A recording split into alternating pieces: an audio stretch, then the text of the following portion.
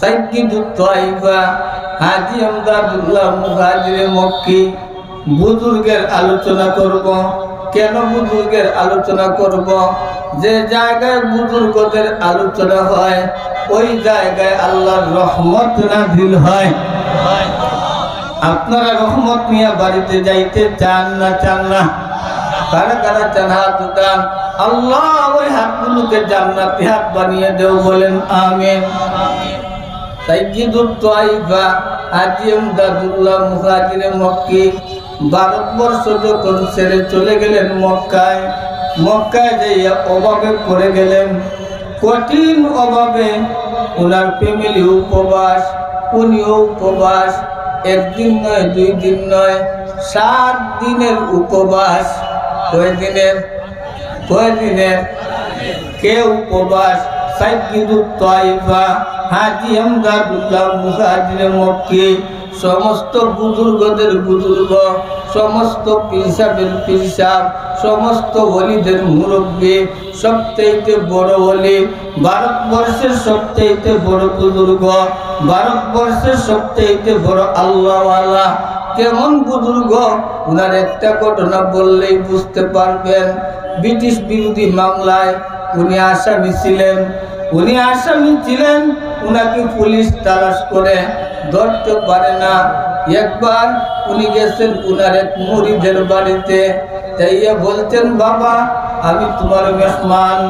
মুরিদ তো জমিদার, খুব খুশি, হুজুর আমার বাড়িতে এসেছেন, দাওয়াত দিয়ে আনা যায় না, এমনি এসেছেন। ঠিক আছে হুজুর, আপনি থাকেন, যতদিন আপনার ভালো লাগে আপনি থাকেন, আপনার খেদমত করে আমি ধন্য হব। পীর সাহেবের প্রতি মুরিদদের আকর্ষণ থাকে না? থাকে না? কথা বলেন, থাকে না? থাকে না? সাইয়্যিদুত তাইফা হাজী আমদাদুল্লাহ মুহাজিরে মক্কি বলেন, বাবা রাত্রে আমাকে জায়গা দিবা কোথায়? উনি বলেন, এই জায়গায়। সাইয়্যিদুত তাইফা হাজী আমদাদুল্লাহ মুহাজিরে মক্কি বলেন, যদি আমাকে পুলিশ বাহিনী তালাশ করে আসে, তোমাকে জিজ্ঞাসা করে, হাজী আমদাদুল্লাহ তোমার বাড়িতে কি আছেন? তুমি বলবো হ্যাঁ আছে। মুরিদ বলে, হুজুর আমি যদি বলি আছেন, তাইলে তো আপনাকে ধরে নিবে। আপনাকে যদি ধরে নেয় আমাদের বাঁচা মরা সমান। আমার বাড়ি থেকে আপনাকে ধরে নিলে আমি বিরাট কষ্ট পাবো। হুজুর বলেন, ধরা না ধরা পরের কথা, তুমি সত্য কথা বলবা। তুমি বলবা আমি এই রুমে আছি। কথাটা বুঝছেন না? বুঝেন নাই? কোন আসামি বলে যে বলবা আমি এখানে আছি? বলে না। না, সব আসামি বলে আমি তোমার বাড়ি আশ্রয় নিছি, তুমি বলবা না আমি এখানে আছি। বলে না? বলে না? হাজী সাহেব বলেন, মিথ্যা বলা যাবে না, মিথ্যা বলা যাবে না, মিথ্যা বলার দরকার নাই। তুমি বলবা আমি এই রুমে আছি, আমি এই রুমে আছি। মুরিদ বলে, হুজুর আপনাকে যদি ধরে নেয় আমি তো কষ্ট পাবো। হুজুর বলেন, ধরা না ধরা পরের ব্যাপার, তুমি সত্য কথা বলবা। আচ্ছা বুঝে থাকলে বলেন, আপনারা কি আমার কথা বুঝতেছেন? সবাই কি বুঝতেছেন? কারা কারা বুঝতেছেন হাত উঠান। আল্লাহ ওই হাতগুলোকে সাইয়্যিদুত তাইফা হাজী আমদাদুল্লাহর হাতের মতন বানাও, বলেন আমিন। লক্ষ্য করে কথাটা শুনেন। মুরিদ বলছে, ঠিক আছে হুজুর আমি সত্য বলবো। যখন পুলিশ বাহিনী এসেছে, আইসা মুরিদকে জিজ্ঞাসা করতেছে, সাইয়্যিদুত তাইফা হাজী আমদাদুল্লাহ মুহাজিরে মক্কি তোমার বাড়ি থেকে আছে? মুরিদ বলে, হ্যাঁ আছেন। কোথায় আছেন? এই রুমে আছেন। পুলিশ বাহিনী রুমের মধ্যে ঢুকছে, হুজুরকে পায় না। হুজুর নামাজে। হুজুর কোথায়? নামাজে। ওয়াস্তাঈনু বিস-সাবরি ওয়াস-সালাহ, তোমরা আল্লাহর কাছে সাহায্য চাও ধৈর্য এবং নামাজের মাধ্যমে। ধৈর্য এবং নামাজের মাধ্যমে হুজুর আল্লাহর দরবারে সাহায্য চাইতেছেন। নামাজের মাধ্যমে। হুজুর যে রুমের মধ্যে নামাজ পড়তেছেন ওই রুম পুলিশ বাহিনী তালাশ করতেছে, কিন্তু হুজুরকে পাওয়া তো দূরের কথা, হুজুরের জুতা পর্যন্ত পায় নাই। তারা বের হয়ে গেছে। জমিদারকে বলল, তুমি না বললা হুজুর এই রুমে? আমরা তো রুমটা তালাশ করলাম কিন্তু পাইলাম না। আপনারা কেউ ডান বামে তাকাইবেন না, আমার দিকে তাকাবেন, আমি আপনাদের দিকে তাকাবো। আল্লাহ মহব্বত ঢেলে দিবে ইনশাআল্লাহ। লোকেরা আসতেছেন, আমাকে যারা মহব্বত করে নাই সে বসেছেন, আপনারা প্রথমে বসিয়া বরকত দিছেন, আর আপনাদের বরকত উনারা নিতেছেন। যারা আসবেন আপনাদের বরকত নিবেন। আমি বেশিক্ষণ কথা বলি আর না বলি, যতক্ষণ কথা বলি। আপনারা কি বসবেন? কারা কারা বসবেন হাত তুলেন দেখি। আল্লাহ ওই হাতগুলোকে জান্নাতি হাত বানান, বলেন আমিন।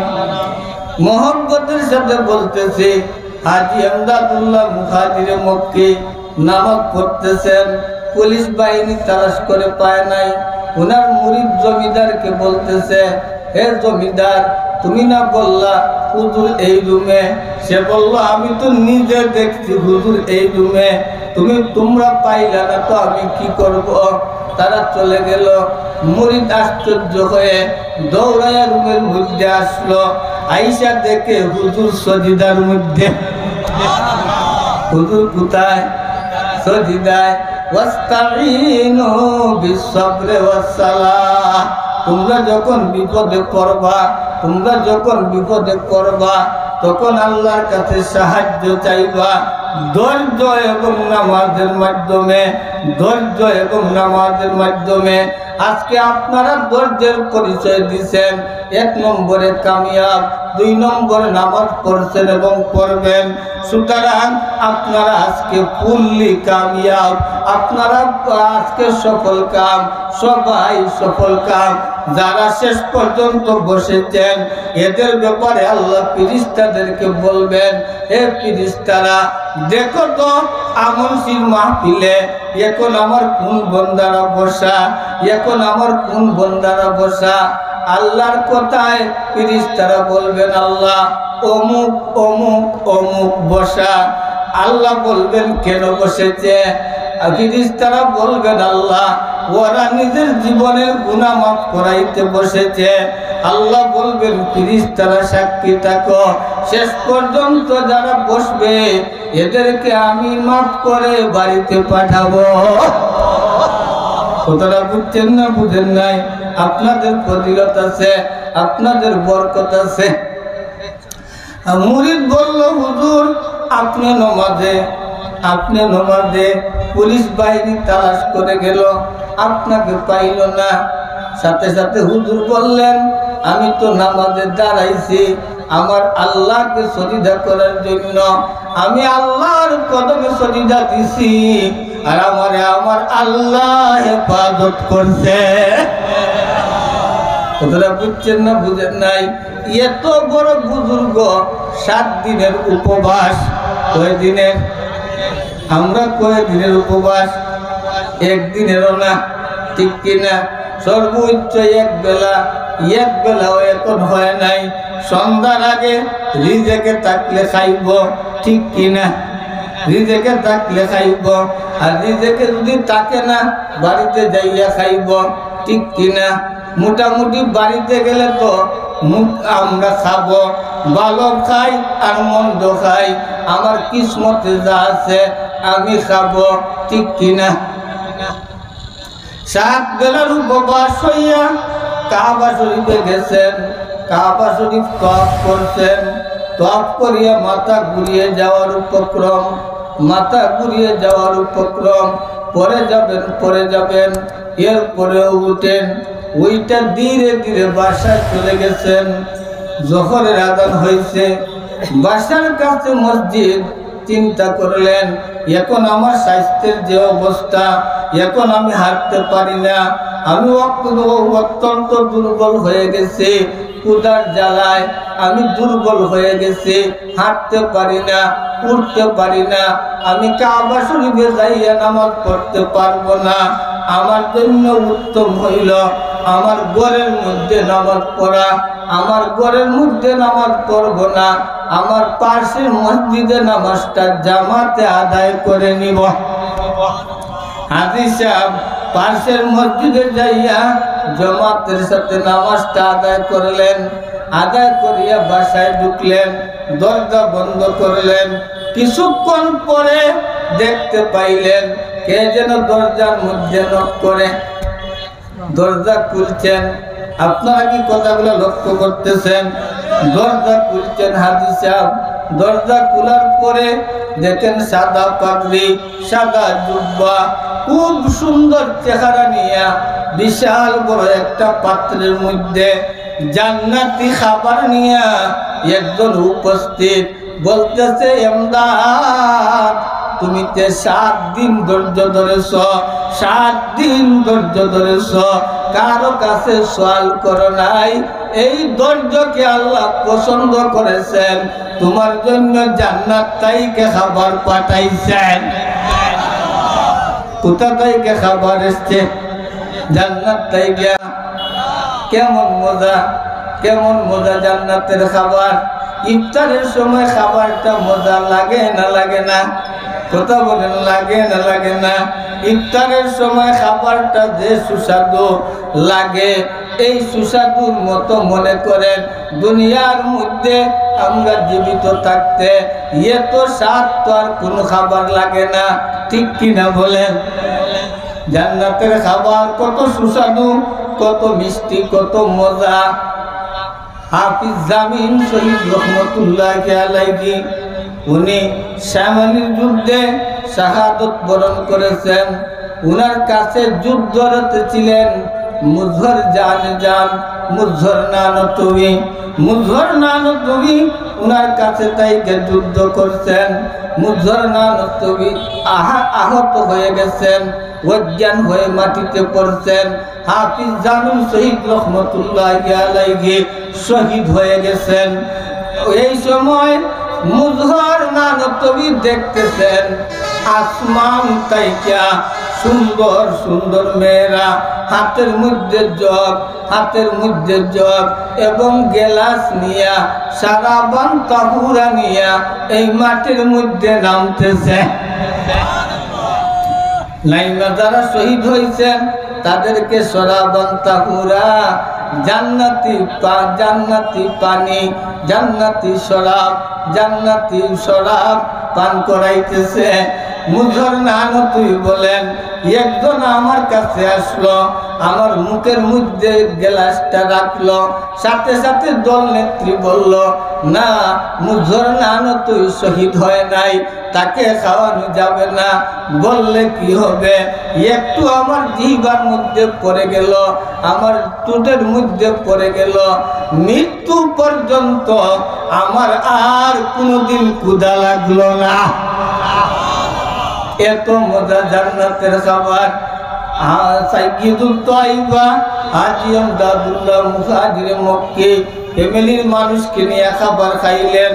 অর্ধেক খাবার রয়ে গেল। কি পরিমাণে খাবার রয়ে গেল?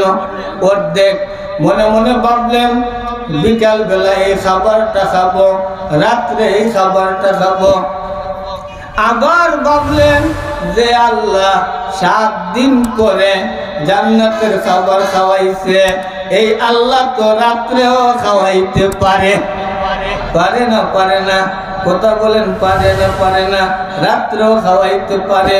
ঠিক আছে, এই খাবারগুলো বন্টন করে দিব। ওই খাবারগুলো তিনি গরিবের কাছে বন্টন করে দিলেন, গরিবদেরকে বন্টন করে দিলেন। যখন গরিবদেরকে বন্টন করে দিলেন, রাত্রে ঘুমাইছেন। সাইয়্যিদুত তাইবা হাজী এমদাদুল্লাহ মুহাজিরে মক্কি ঘুমের ঘরে স্বপ্ন দেখেন, আল্লাহর পক্ষ থেকে আওয়াজ আসতেছে, হে এমদাদ, হে এমদাদ, জান্নাতি খাবারগুলা তুমি রাখলা না। যদি রাখতা আর জীবনে খাবার পাইতা না। তুমি গরিবের মধ্যে বন্টন করে দিছ। আজকে তাইকে আমি আল্লাহ তোমার খাবারের জিম্মাদার হয়ে গেলাম। আমি দোয়া করি আল্লাহ যেন আমাদের সবার রিজেকের জিম্মাদার হয়ে যান, বলেন আমিন। আবার আকাশ মেঘাচ্ছন্ন হইতেছে, ঠিক কিনা? ঠিক কিনা? মেঘাচ্ছন্ন হইতেছে। হুজুর যদি বলেন তাহলে দোয়া করে নিন। আপনারা যদি বসেন আমি কথা বলবো, বসবেন নি? খারা খারা বসবেন, হাত উঠান দেখি। আল্লাহ কবুল করো, কথা বলবো, ঠিক আছে, সমস্যা নেই। বৃষ্টি যদি আসে, রহমতের বৃষ্টিতে আমি ভিজলে আপনারা ভিজবেন, এতে রাজি আছেন? রাজি আছেন তো? তাইলে বসেন, ধৈর্য ধরে কথাটা শুনেন। হাজী আমদাদুল্লাহ মুহাজির মক্কিকে আল্লাহ আল্লাহ পরীক্ষা করেছেন ক্ষুধা দিয়া। ঠিক ক্ষুধা দিয়া আর একজন আলিমকে আল্লাহ পরীক্ষা করেছেন, উনার নাম কাজী আবু বকর। মক্কার সবচাইতে বড় আলিম, মক্কার সবচাইতে বড় বুজুর্গ, মক্কার সবচাইতে বড় আল্লাহওয়ালা। যুবক বয়সে আল্লাহ পেয়ে গেছেন, যুবক বয়সে বড় আলিম হয়ে গেছেন, যুবক বয়সে বুজুর্গ হয়ে গেছেন। মাও নাই, বাবাও নাই, গরিব অসহায়। কাজী আবু বকর গরিব অসহায়, উনার খাবারের কোনো ব্যবস্থা নাই। একদিনের উপবাস, 2 দিনের উপবাস, 3 দিনের উপবাস হইয়া কাজী আবু বকর কাবা শরীফে গেছেন নামাজ পড়তে। কাবা শরীফ থেকে নামাজ পড়ে বের হয়েছেন, মক্কার বাজারে ঘুরতেছেন। কারো কাছে সওয়াল করেন না, কারো কাছে কিছু চান না, একা একা একা চলতেছেন। কাজী আবু বকর 3 দিনের উপবাস। কয় দিনের উপবাস? 3 দিনের। ক্ষুধা দিয়ে আল্লাহ পরীক্ষা করছে কাজী আবু বকরকে, নবীজিকে তো আল্লাহ করছে। এইগুলা বললে তো শেষ করা যাবে না, ঠিক কিনা? লক্ষ্য করে কথাটা শুনেন, মহব্বতের সাথে বলতেছি, অন্তর থেকে কথাগুলো বলতেছি। কাজী আবু বকর মক্কার বাজারে ঢুকলেন, হঠাৎ দেখেন উনার সামনে কোটি টাকা দামের গলার একটা হার। কত টাকা দামের? কোটি টাকা দামের। কাজী আবু বকর চিন্তা করলেন, আল্লাহ আপনি আমাকে পরীক্ষা করতেছেন অভাব দিয়া, এই পরীক্ষার মধ্যে আমি আছি। এখন আবার পরীক্ষায় নিক্ষেপ করলেন, আমার সামনে কোটি টাকা দামের হার। এই হারটা যদি আমি নেই তাইলে হেফাজত করা আমার দায়িত্ব, মালিকের কাছে পৌঁছানো আমার দায়িত্ব। আর যদি নেই না তাইলে কেউ না কেউ নিয়ে নিবে, কেউ না কেউ নিয়ে নিবে, মালিক পাইবে না। আল্লাহ আপনি আমাকে পরীক্ষা করতেছেন, আল্লাহ আপনি পরীক্ষা করেন, তবে আমাকে ক্ষমতা দিয়েন পরীক্ষায় পাস করার। কি করা? কাজী আবু বকর হারটা হাতে নিলেন, বাড়িতে গেলেন, আলমিরার মধ্যে সযত্নে রাখলেন। বিকেল বেলা মক্কার বাজারে আসছেন, শুনতেছেন পাহাড় থেকে একজন মুরব্বী আওয়াজ দিতেছে, হে মক্কার যুবকেরা, হে মক্কার মুরব্বীরা, আমার কোটি টাকা দামের গলার হার হারাইয়া গেছে। আমি ইয়েমনের সওদাগর আব্দুল্লাহ, আমি ইয়েমনের সওদাগর আব্দুল্লাহ, আমি ইয়েমনের বড় সওদাগর।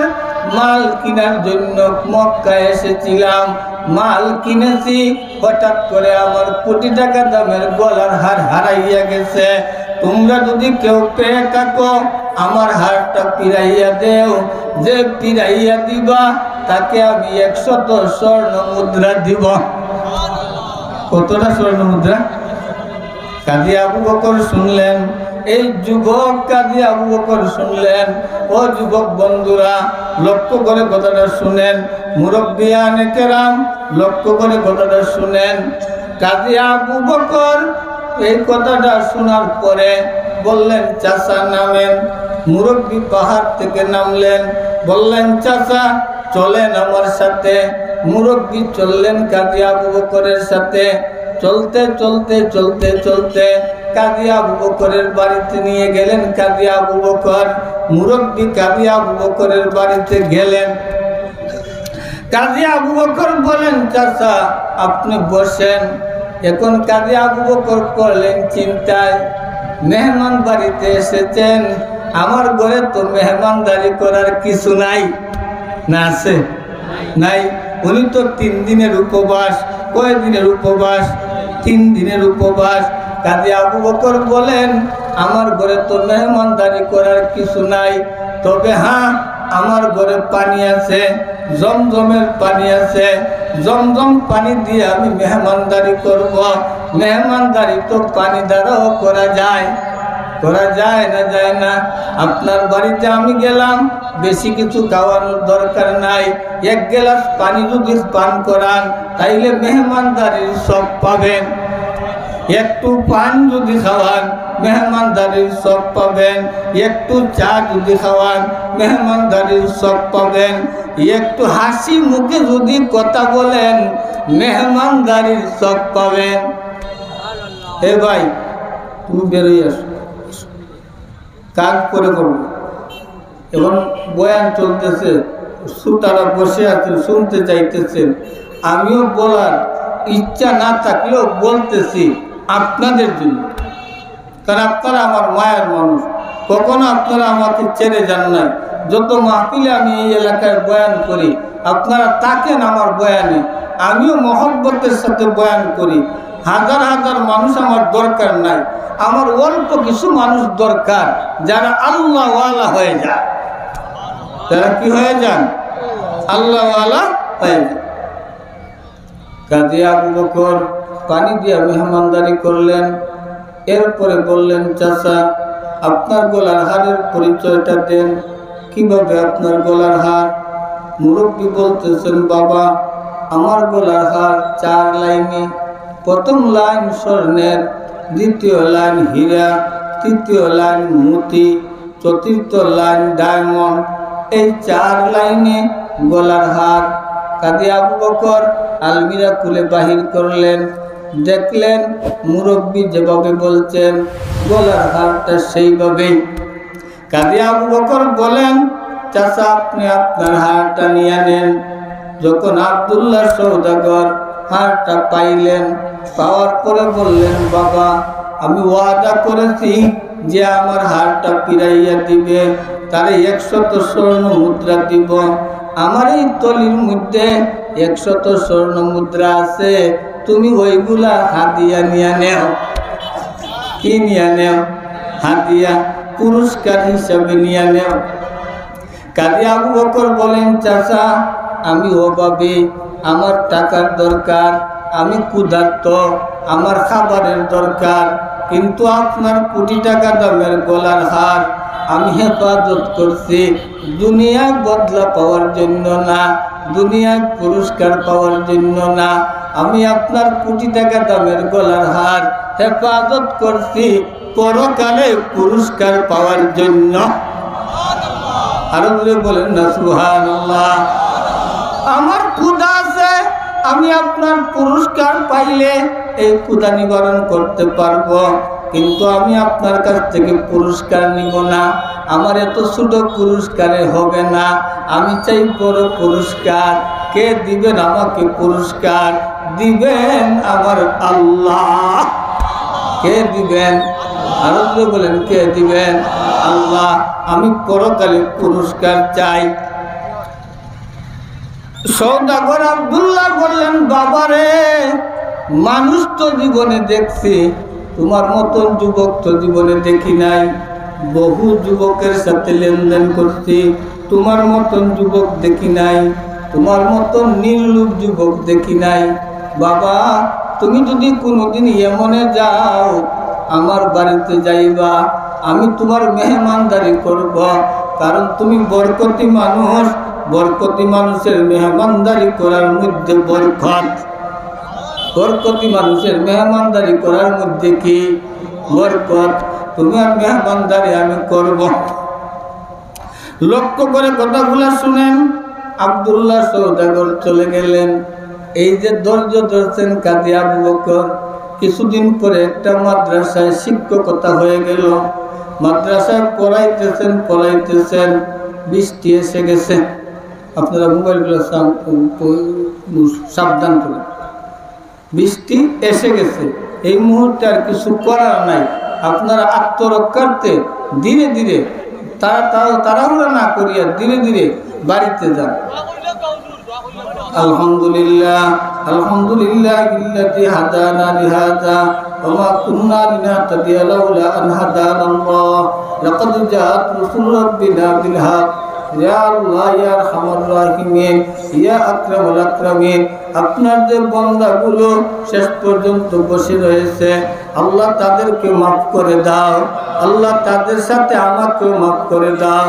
আল্লাহ আমাদের মধ্যে যারা অভাবী আছে অভাব দূর ফরমাও, যারা করজদারাজি করজ মারার তৌফিক দান ফরমাও। আল্লাহ আমাদের আওলাদদেরকে নেককার আওলাদ বানাও। আল্লাহ এই মাহফিলকে কবুল ফরমাও। এই মাহফিলের উসিলায় এলাকার কবরস্থানকে জান্নাতের টুকরা বানাও। ওয়াসাল্লাল্লাহু তাআলা আলা খায়রি খালকিহি সাইয়্যিদিনা ওয়া মাওলানা মুহাম্মদ ওয়া আলা আলিহি ওয়া সাহবিহি ওয়া সাল্লাম।